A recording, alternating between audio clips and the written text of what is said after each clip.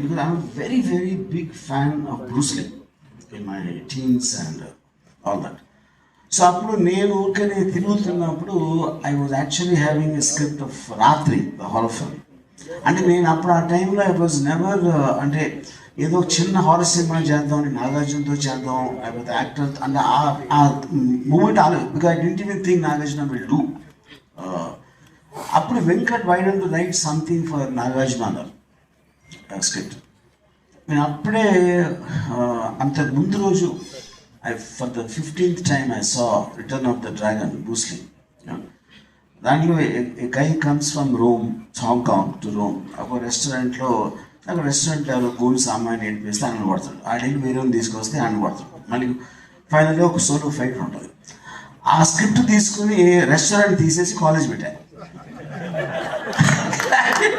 I wrote the first draft, one line order, believe it or not, in 20 minutes.